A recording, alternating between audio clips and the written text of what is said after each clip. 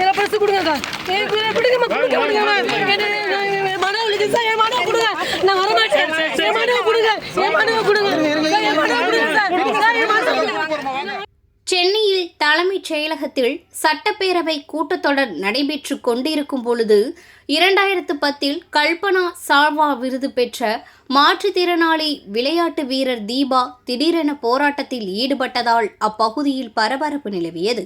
மதுரை மாவட்டத்தை சேர்ந்த தடகள பயிற்சியாளர், ஹாக்கி விளையாட்டு வீரர், மாற்றுத்திறனாளி தீபா 2004ஆம் ஆண்டு பெல்ஜியமில் நடைபெற்ற தடகள போட்டியில் பங்கேற்று வெள்ளி மற்றும் தங்கப் பதக்கத்தை பெற்றுள்ளார். 2005ஆம் ஆண்டு ஜெர்மனியில் நடைபெற்ற போட்டியில் பங்கேற்று 2 வெள்ளி பதக்கங்களை வென்றுள்ளார். 2006ஆம் ஆண்டு மலேசியாவில் நடைபெற்ற போட்டியிலும் ஏசியன் விளையாட்டுப் போட்டியிலும் கலந்து கொண்டு முதல் பெண் வீரராக இவர் தேர்வு செய்திருப்பது இவருக்கு 2010ஆம் ஆண்டு கல்பனா சால்வா விருது வழங்கி கௌரவிக்கப்பட்டது. அப்போது அரசு வேலை வழங்கப்படும் என உறுதியளித்ததாகவும் தொடர்ந்து அரசு வேலை வழங்க வேண்டும் என்று பலமுறை மனு அளித்ததாகவும் எந்த நடவடிக்கையும் எடுக்கவில்லை எனவும், குறிப்பாக 2023ஆம் ஆண்டு துணை முதலமைச்சர் உதயநிதி ஸ்டாலினை சந்தித்து மனு அளித்ததாகவும் அவர் அரசு வேலை கொடுக்கப்படும் என உறுதியளித்ததாகவும், ஆனால் தற்போது 3 ஆண்டுகள் ஆகியும் வேலை கொடுக்கவில்லை என்று திடீரென போராட்டத்தில் ஈடுபடுவதாக அவர் குறிப்பிட்டார்.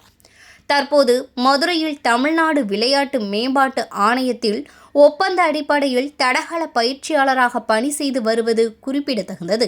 மாற்றுத்திறனாளி விளையாட்டு வீரர்கள் கூட முக்கியத்துவம் அளிக்கப்படவில்லை என அவர் வேதனையோடு தெரிவித்துள்ளார். சரி வாங்க பேசிக்கலாம் வாங்க.